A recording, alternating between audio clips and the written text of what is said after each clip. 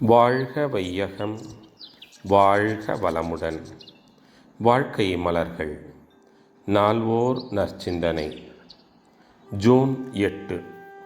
தலைப்பு: சினத்தை தவிர்ப்போம். சினம் நம்மை எவ்வாறு பாதிக்கிறது என்று ஆராய்வோம்.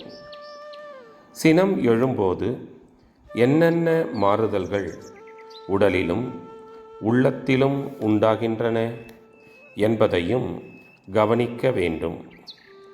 சினத்தால் உடலிலே உள்ள உயிர் சக்தி விரைவு கொள்கிறது. குருதி அழுத்தம் ஏற்பட்டு இரத்த வேகம் அதிகரிக்கிறது. கண்கள் சிவக்கின்றன.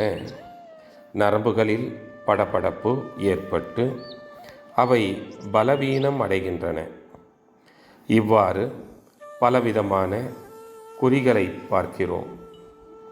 இதன் விளைவாக உடலிலே பல தொடர் நோய்கள் உண்டாகின்றன. கண்ணோய், நாக்குப்புண், வயிற்றுப்புண், மூலம், மலச்சிக்கல் போன்ற பலவாறான நோய்கள் உருவாக சினம் காரணமாகின்றது. ஏனெனில் சினம் எழும்போது நமது ஜீவகாந்த சக்தியானது அதிகமாக வெளியேற்றப்படுகிறது. ஜீவகாந்த சக்தி அதிகமாக வெளியேற்றப்பட்டால் அது உடலையும் தாக்கும், மனதையும் தாக்கும். சினம் என்பது என்ன என்பது எல்லோருக்கும் நன்றாக தெரியும். சினமானது எவ்வளவு கொடியது என்பதும் ஒவ்வொருவருக்கும் ஒவ்வொரு விதத்திலே அனுபவமாக கிடைத்திருக்கும். சினம் எழுந்தால் அது பிறர் உள்ளத்தையும் புண்படுத்துகிறது. தன்னையும், அதாவது தன் உடலையும் தன் மனதையும் கேடுறச் செய்கிறது. தன்னையும் கெடுத்து பிறரையும் கெடுத்து தற்காலத்திலும் துன்பம் உண்டாக்கி பின்னரும் துன்பத்தை நீடிக்கச் செய்யும் ஒரு உணர்ச்சி வயப்பட்ட பகை உணர்வு சினமாகும்.